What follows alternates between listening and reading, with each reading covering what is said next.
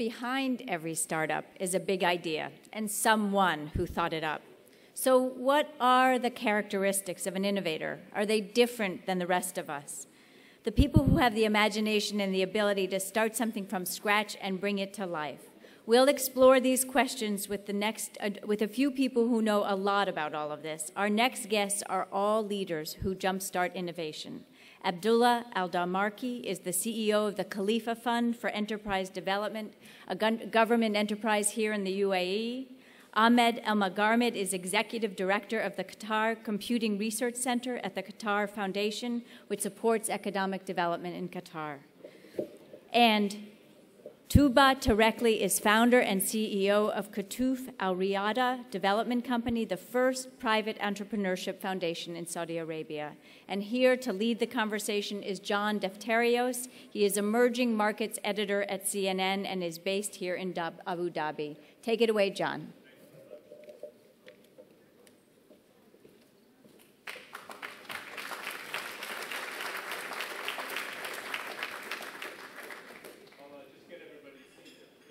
My microphone, there we go, turned up. Philip?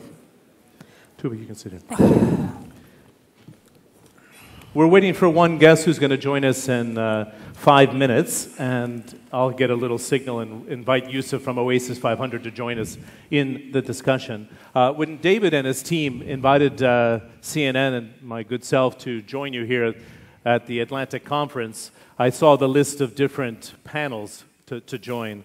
And I asked Michelle, who's coordinating all the different moderators, to jump on this panel of innovation. And I personally, having covered the region now for 20 years and having lived in Abu Dhabi and the UAE for 4 years, think that the relationship between innovation and job creation is probably the most important issue, and I think our panel would agree, for the next generation throughout the Middle East and North Africa. Not just the UAE and what we see being developed today, the spending that we're seeing both in Saudi Arabia and Qatar, but the broader market of 300 million consumers.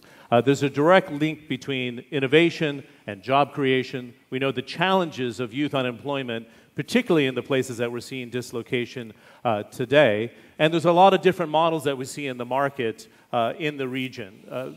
Most importantly, I think, is the public-private partnerships. I was in Turkey 2 weeks ago, and a huge healthcare campus in Ankara, which is 1 million square meters that we did a story on. Or you take a look at the Cleveland Clinic, which is being developed right here in Abu Dhabi in the partnership with Cleveland Clinic and the Healthcare Authority to create a world-class infrastructure.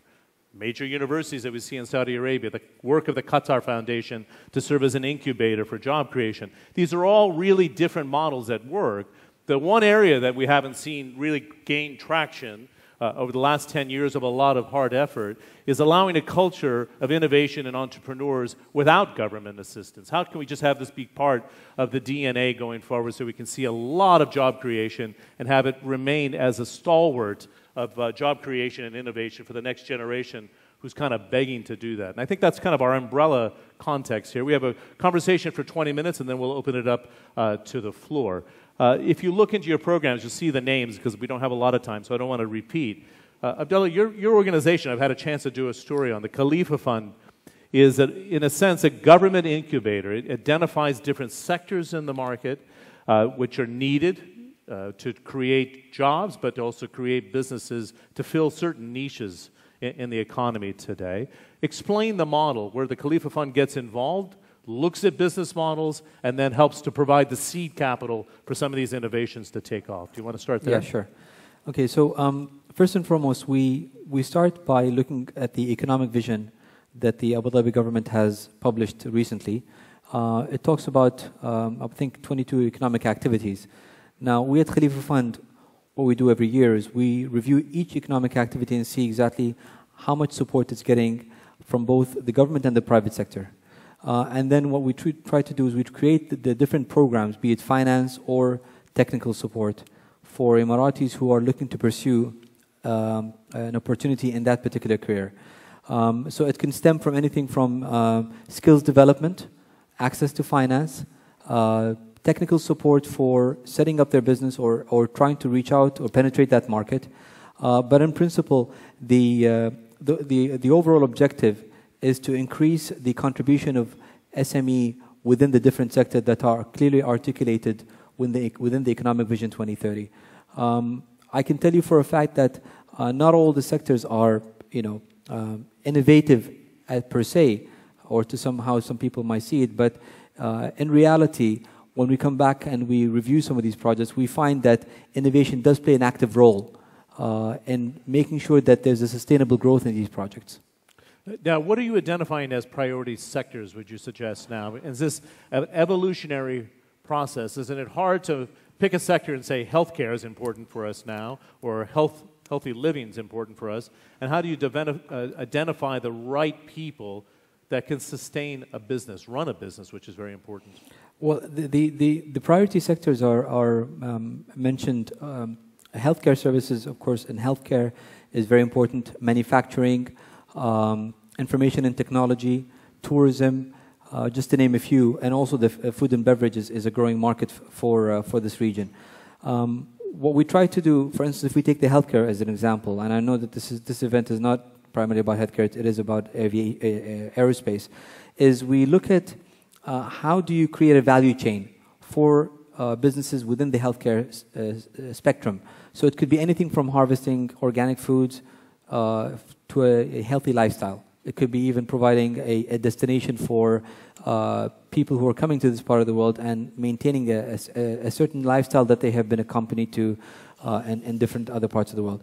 In the aerospace, if I can maybe talk a few words on that, we have worked with the aerospace sector, be it the two international carriers or the manufacturers of aerospace components, to provide services to them.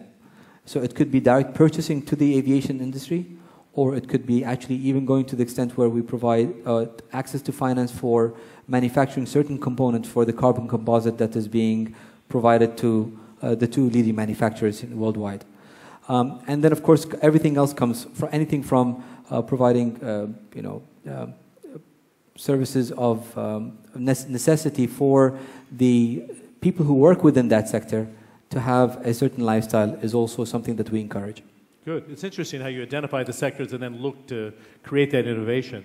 The Qatar Computing Research Institute, part of the Qatar Foundation, we know the work of Sheikh Moza in Qatar over the last decade to try to transform and then be a gatherer of different innovations.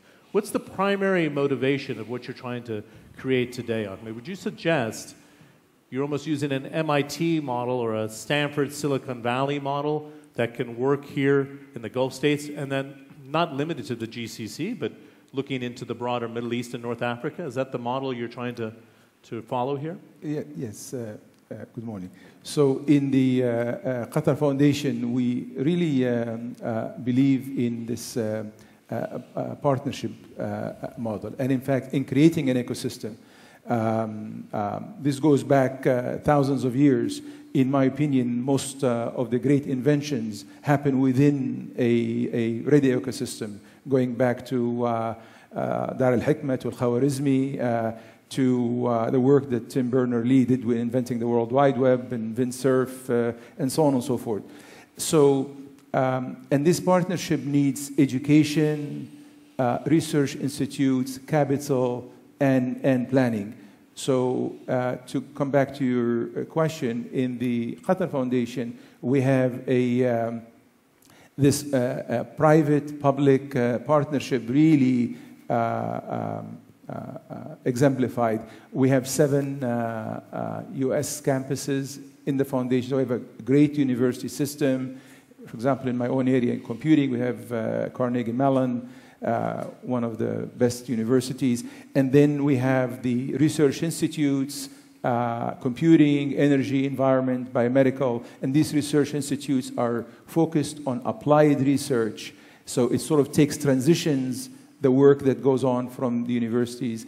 The emphasis here is on economic development, on working on things that could be translational research. Just by way of example, in our own institute, we filed 80 patents, we've done startups, and so on and so forth.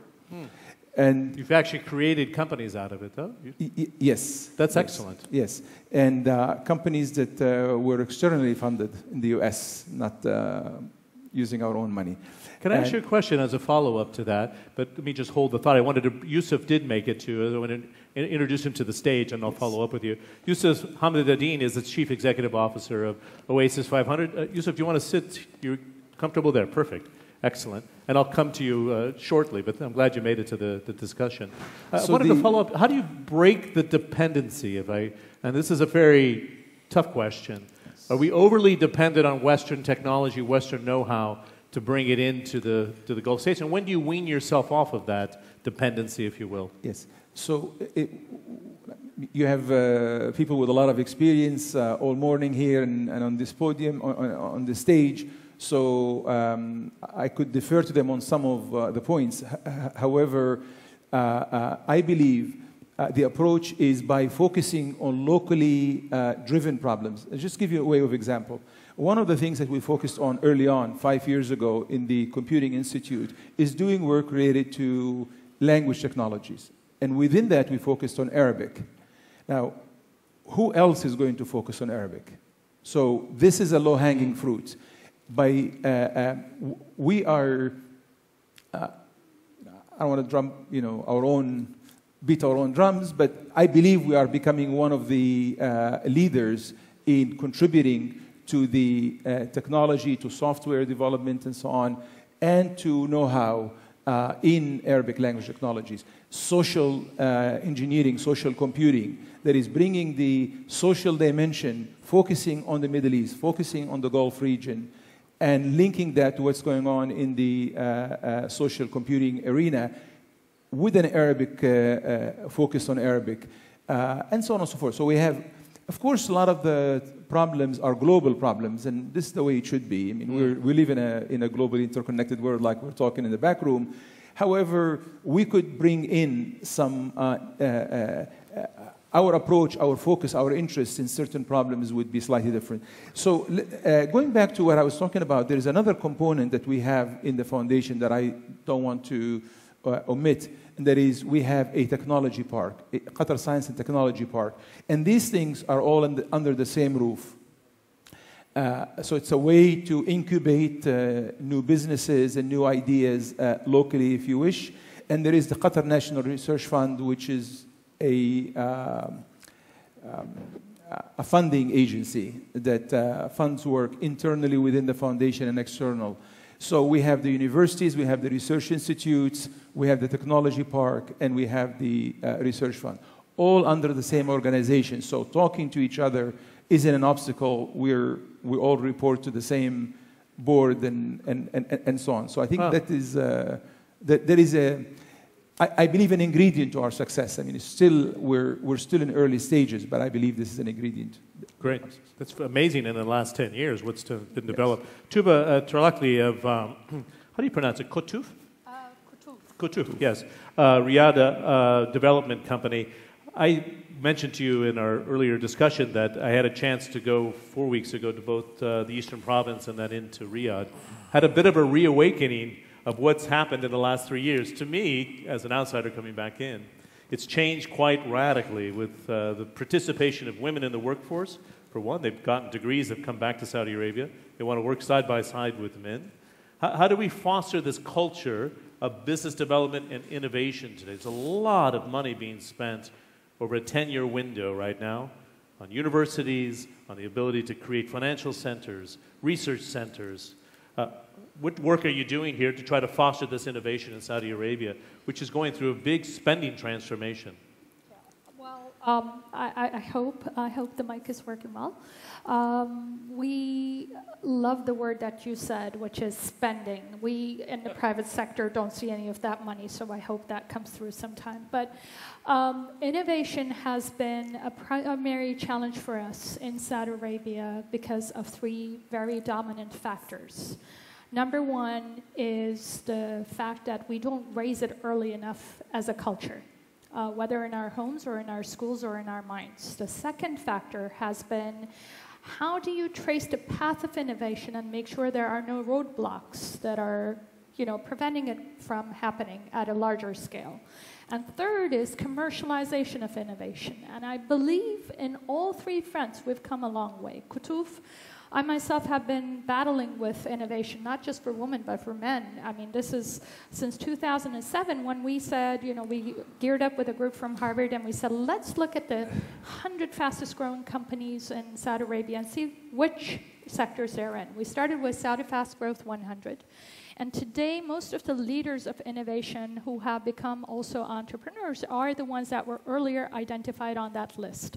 So acknowledging innovation has contributed a lot. So Qotuf is a foundation, the first private sector-led one in supporting innovation and entrepreneurship. We work across ministries and other governments in GCC to do several initiatives. We have 17 initiatives and on all stratas of life. Quick facts on Saudi so you understand how difficult this is for us. 60% of the population today in Saudi live on less than $1,000 of income a month. So they are in quick need of cash, yet there isn't enough startup or scale-up scene. And we have the youth bulge problem, job creation, essential.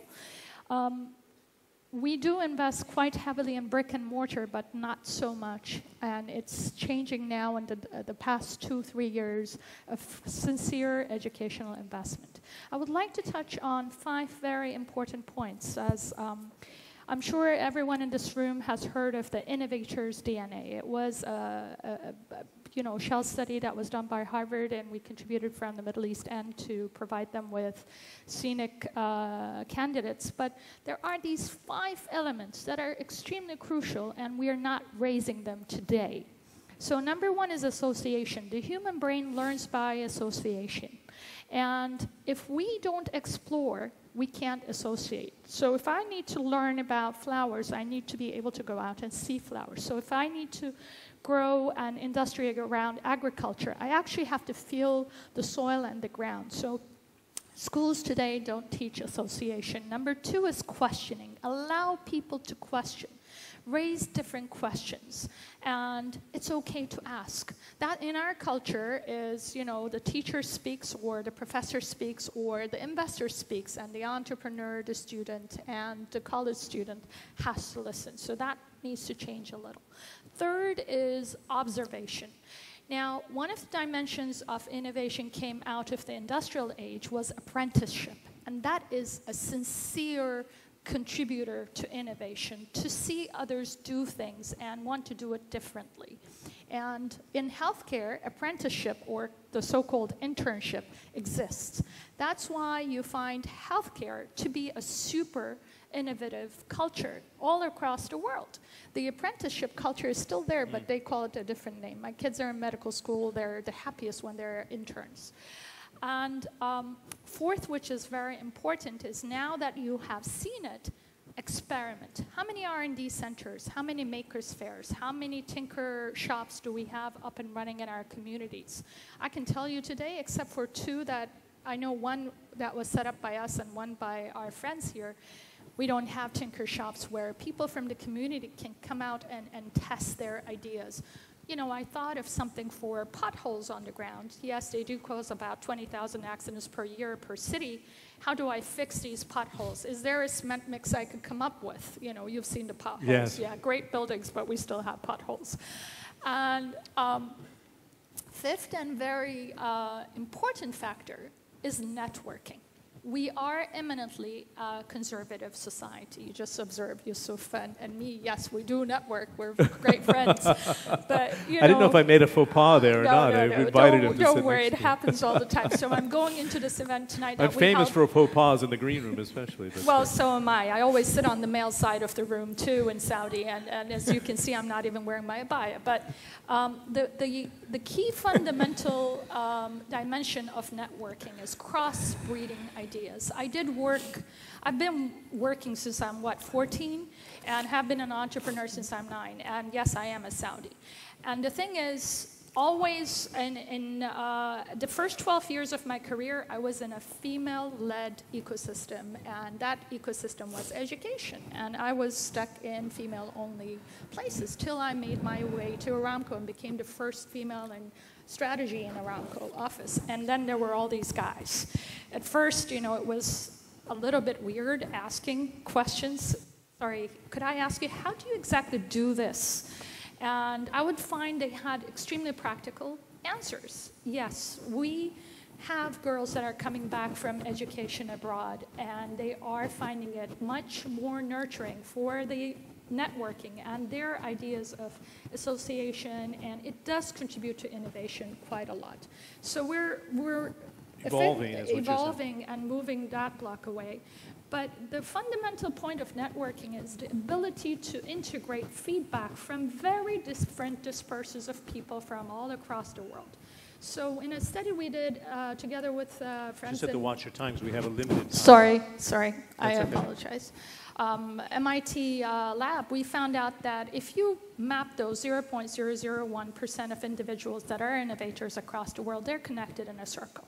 And there is a reason for that. The first circle of a person they would know would be a similar person. So it's like minds coming together, sharing same ideas. So these 5 factors, I challenge the governments to map them, whether or not they're doing all of these across the board or not. In concert with each other. Yousef, yes. we wanted to make sure we get your thoughts before we open the floor to questions in 3 minutes here. So just watch the time, if you will. You've raised some interesting points. In fact, the entire panel did. One of those ideas is that sometimes we see the government crowding out entrepreneurs because the government still plays a very big role in employment. The second factor is we have phenomenal family trading groups, and the more I look, the more I'm fascinated how they've developed over the last 4-5 decades in the region. How do you create space for innovation and entrepreneurs with 2 powerful forces that kind of dominate job creation in the world? How does Oasis 500 approach this, would you suggest? Well, I mean, they are very much dominating factors. I think there is from my perspective, there's a negative impact of that, but also it has to drive relevancy so that we basically invest behind where government expenditure is going as a key indicator and becoming relevant to the type of investments we do. Let me just understand that. So you look at where the government spending is going and then you try to guide business in that space? Well, I mean, again, Oasis 500 is an investment accelerator. So what we've done so far is, since I joined in October of last year, and I'm a Saudi running a Jordanian accelerator, so which is a unique type of position to be in. But the element that we've found key to our success in going forward is that trading families are actually working within a space that they are well acquainted with. So let's look at construction, for example. We have a lot of trading families that work within that space. If you look at retail, if you look at health. So the investments that we normally basically work on today is a structure which we invest in specific ideas and IP that could potentially find validation and adoption within these, let's say, value chains going forward. And that's been exciting not only for the entities that we work with today in the region, but it's been exciting because we've been attracting a lot of people from outside of the region to come to Amman specifically. If you look at construction, we have around $2.3 trillion US being spent in the next 7 years. So I don't think that it would be a shame if we could not work away with intellectual property that we can then export globally. If you look at health, there's a lot of opportunity in that space. You look at the families that invest in health, the Terekji family, or that has a chain of hospitals across the region. So I think that how I have articulated our value proposition is that the region is an open lab for validation and application. And we basically try to build around that a lot of relevancy so that once we work with an idea, that idea has the ability and the capacity to either become novel, an ability to patent that idea specifically, to create IP that comes from the region, and then have the potential to export it globally. So I think the element there is look at the government and private sector or the trading family structure as a potential open lab, but I don't think that the interests of these two very diverse organizations have similarities. And I think that when we talk about innovation, the biggest challenge is managing expectations. We conduct innovation for the sole purpose of innovation. I mean, because we want to be innovative and create solutions out of that. If government is expecting that innovation, for example, is going to solve the unemployment problem, then you have a big mismatch, okay, between that set of expectations and between how will innovation be capable of resolving that for you or not? Right.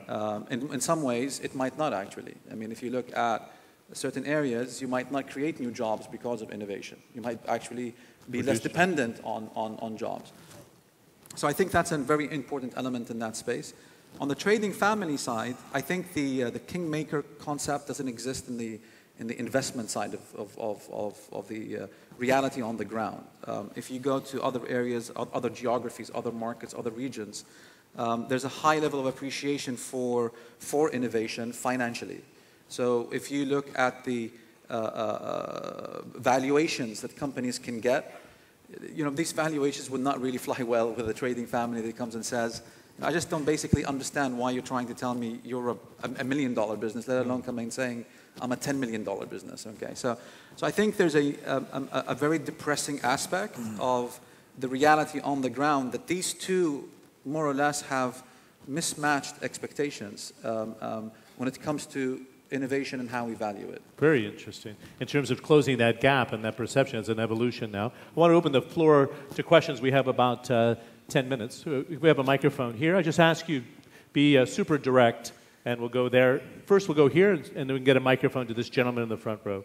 Just identify yourself, and you can direct the question to a specific person on the panel. Okay, thank you very much. Just a second microphone here, please. My name is Dr. Ali Al-Amoudi. I'm from, now I work with ADNOC, which is Abu Dhabi Oil Refining Company. But before I was one of the pioneers of United Nations working as a Sustainable Development Advisor. Worked with them like 5 years, and we were the first batch after the Rio conference in Brazil. Now the concern is in the sense of challenge. We are heading towards the global impact, and all of the climate change, global warming, and just name it. This is the challenge, the real challenge for our next generations. The mentality, the thinking, and also the innovation. Okay, I have a direct question for Mr. Abdullah from Khalifa Fund.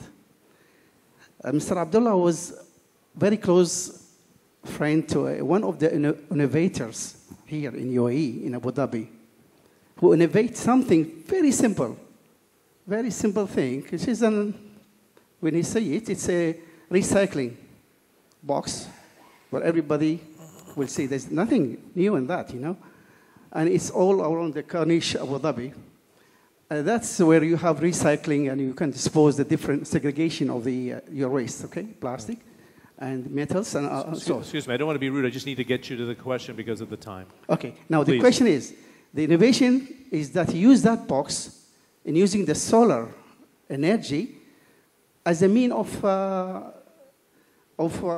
announcements, of media announcement. I mean, the lighting during the night time comes from the solar.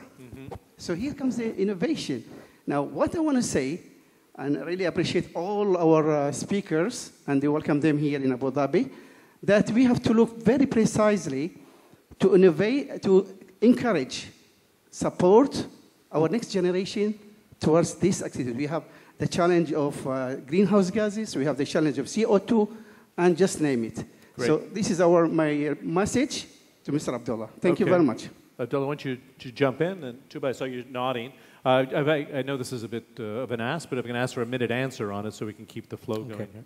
I think, okay, so you have a valid point where innovation has found its way, and I mentioned that in my opening speech, that innovation has found its way in establishing and creation of enterprise.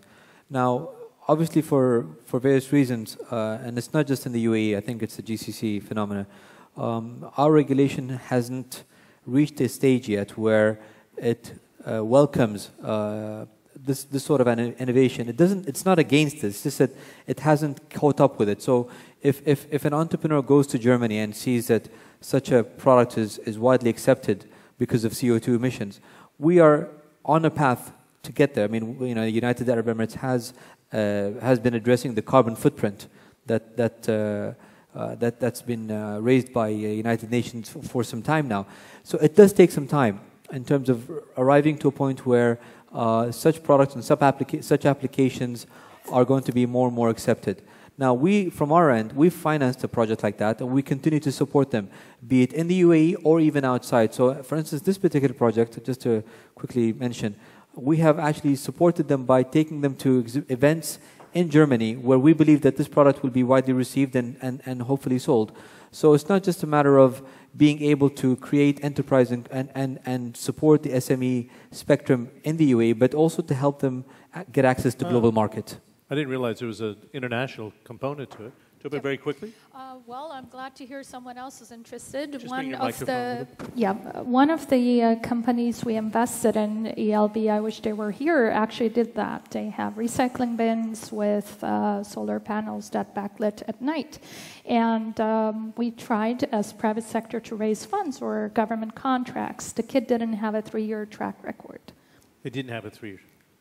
It's a startup. Of course, it's not going to have a 3-year track record.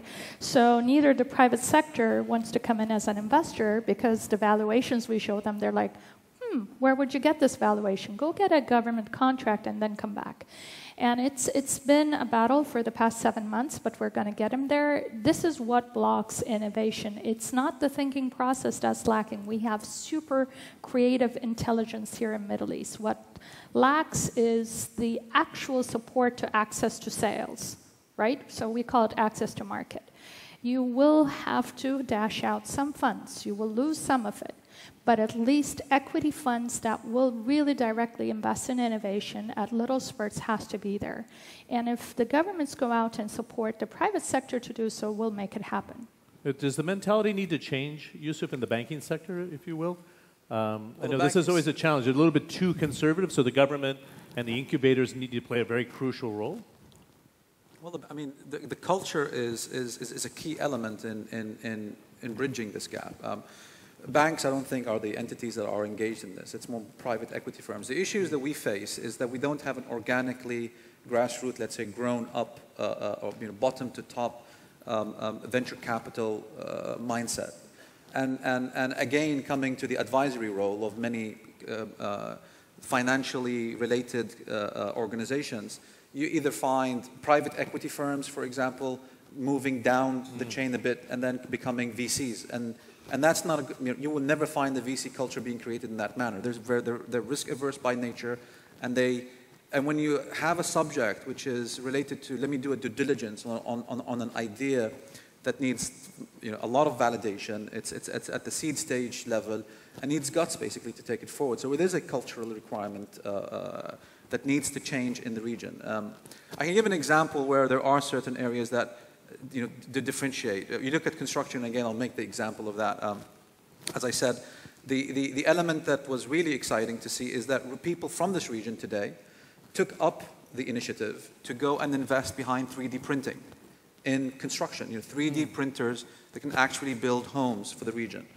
And that was driven by a culture of, I mean, if it was financially driven, the financial logic out of it, that initiative would not take place.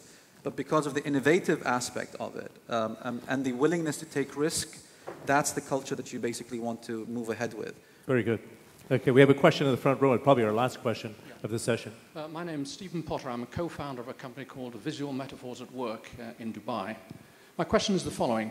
The acceptance of failure has been mentioned a lot so far today, but one of the problems that I see in the UAE is that if your exciting startup fails and becomes bankrupt, then you're going to be managing your second startup from jail. Do you see the legal system here as a real problem for innovation? And if so, could there be ways of handling it, perhaps by one of the Emirates adopting a legal system that can handle risk and bankruptcy more sympathetically? Thank you. That's a very good point. That is actually so this is a very good question, I think. I just want to jump in quickly. Not only the legal, but also the regulatory system. I believe these two are the biggest obstacles to innovation. I mean, Dave earlier when he was talking about all the 900 or so startups, and there are only a couple, 2 or 3 here. When we did our first startup, we opted to do it in Boston rather than do it in in our own backyard because of the heavy weight of regulatory and legal system and so on. It's just, it's oppressive. It's very... Yeah, I was going to say, I'm almost out of time here, but this is a subject, I tell you, we've been covering it for so long. You can't punish somebody for risking and failing and throwing them into jail. I mean, how do we change the mentality? With all due respect, I have a different perspective on this. I believe that because the United Arab Emirates is such a young country, the regulation hasn't caught up yet in terms of how to address the SME space. If I'm going to be very frank with you, we don't have a bankruptcy law. And that is something that I believe that if is in place, would also look into how do you mitigate risk for enterprise creation. Our SME law has just recently been announced, and it's at a very early stage. But regardless of that, I can't tell you what the figures are, but over 70% of businesses today in the region are small and medium enterprise. So they do flourish. It's just that how aggressive are some of these entrepreneurs or some of these businesses looking to establish themselves, and what sort of financial obligation do they get themselves into? And finally, I must admit that the financial institute can do more, especially in the space of startups. Sometimes I don't like to say this, but the banks do look at startups as toxic assets. They don't want to get involved into it, and this is why I exist. If the banks would actually take an active stake in starting enterprise, then I would be doing something else. Trust me. Okay. We'll have to leave it there for time. I appreciate your contribution. Yousef, I'm glad you made it. Thank you. Tuba, thank you very, very much. Yousef, thank you very much. ثاني مرة. Thank you very much.